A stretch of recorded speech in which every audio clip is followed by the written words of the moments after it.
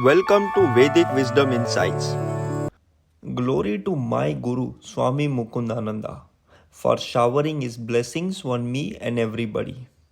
Welcome to our ongoing Isopanisad series. In the last episode, we discussed the devotees who worship Devtas, their only purpose is to get fulfilled their material desires.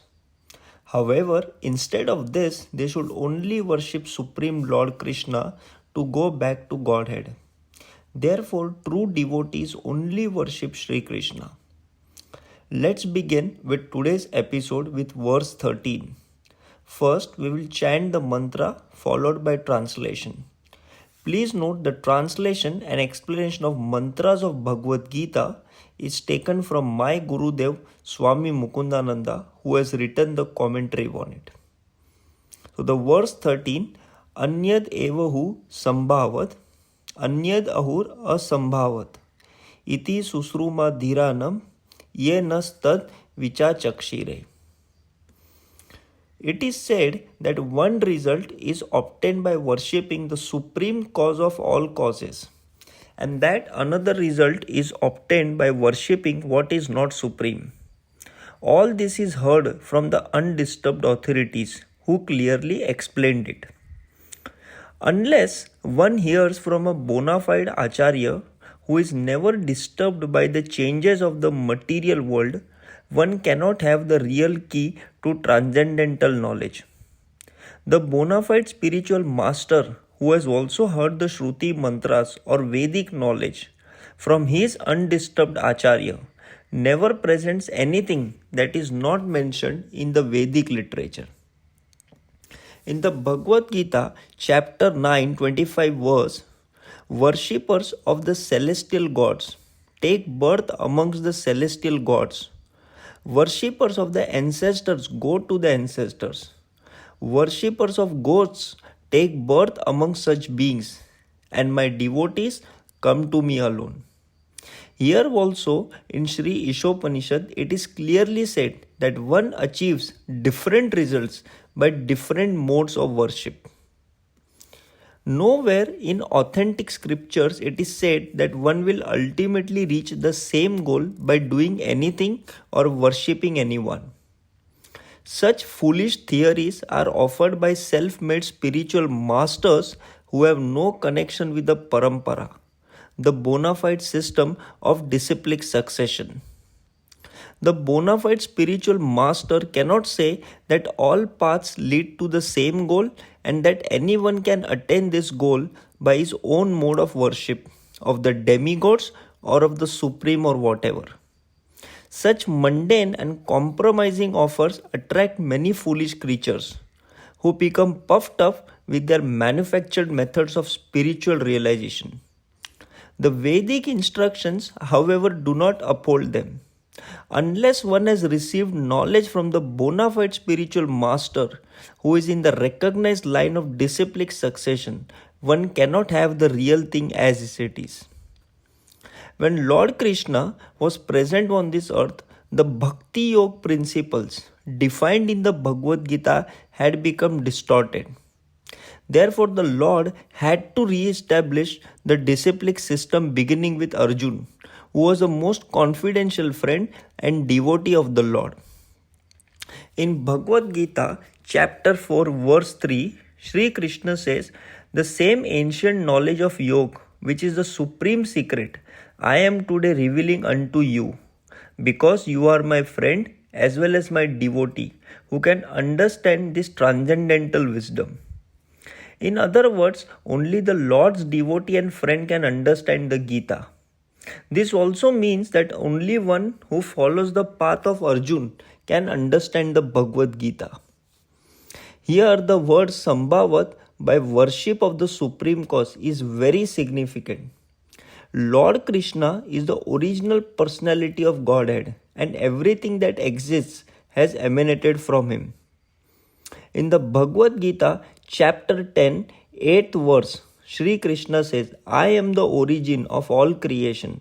Everything proceeds from me. The wise who know this perfectly worship me with great faith and devotion. In the Atharva Ved, Gopal Tapani Upanishad, it is similarly said, he who existed before the creation of Brahma and who enlightened Brahma with Vedic knowledge is Lord ShreeKrishna. Similarly, Narayan Upanishad states, then the Supreme Person Narayan desired to create all living beings. Thus from Narayan, Brahma was born. Narayan created all the Prajapatis. Narayan created Indra. Narayan created the 8 Vasus. Narayan created the 11 Rudras. Narayan created the 12 Adityas. Since Narayan is a plenary manifestation of Lord Krishna, Narayan and Krishna are one and the same. The Narayan Upanishad further states Devki's son Krishna is the Supreme Lord. Even Shripad Shankaracharya says the identity of Narayan with the Supreme Cause is also accepted. The Atharva Ved Maha Upanishad also states only Narayan existed in the beginning when neither Brahma nor Shiva nor fire nor water nor stars nor sun nor moon existed. The Lord does not remain alone but creates as he desires. Krishna himself states in the Moksha Dharma, I created the Prajapatis and the Rudras. They do not have complete knowledge of me because they are covered by my illusory energy. Even Varha Puran states Narayan is the Supreme Personality of Godhead, and from him the four-headed Brahma was manifested, as well as Rudra, who later became omniscient. Thus, the wise people with true knowledge only worship Lord Krishna as all in all. Such people called Buddha or really learned because they worship only Krishna.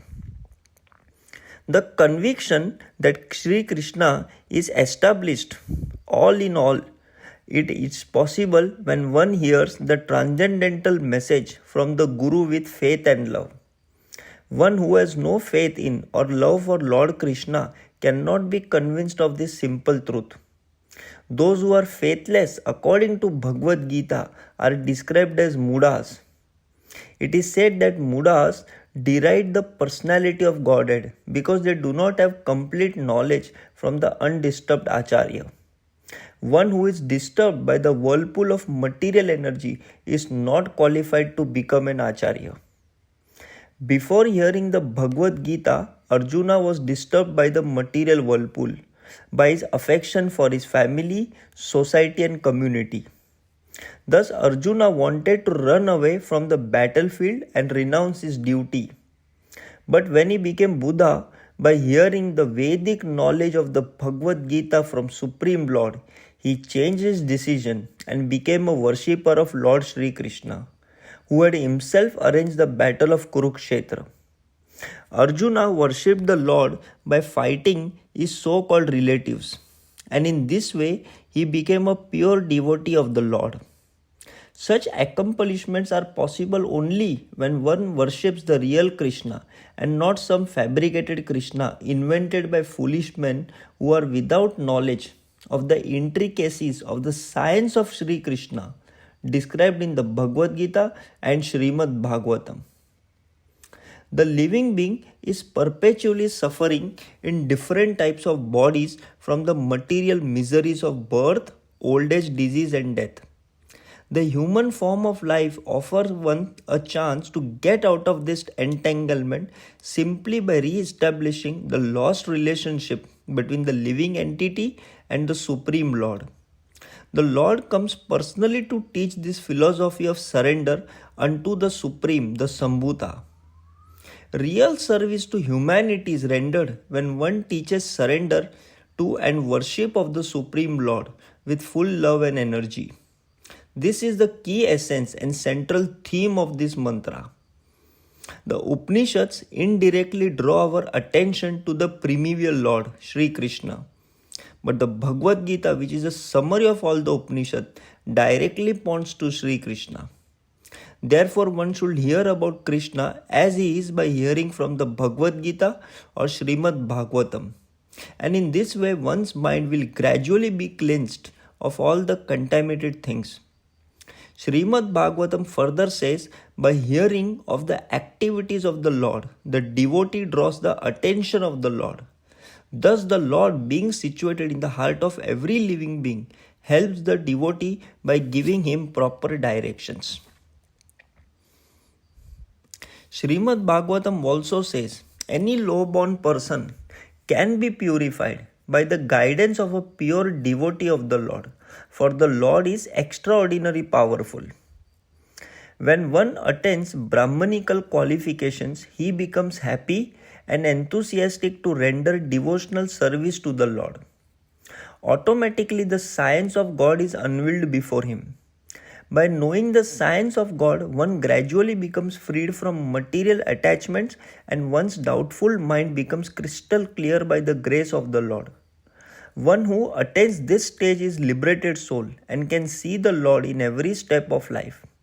This is the perfection of Sambhava as described in this mantra of Shree Isopanisad. Thus, we must first understand fully that Lord Krishna or Narayan is the creator and the supreme Lord of everything. All the things that we see around us is created by Lord Krishna. Therefore, we should only preach Lord Krishna and his manifestations. Secondly, we must always get true and divine knowledge of Lord Krishna from our Guru who comes from disciplic succession. Guru is the one who clears our doubts, takes us out from darkness and ignorance. Finally, we should implement this knowledge and gradually our mind will be controlled with true devotion.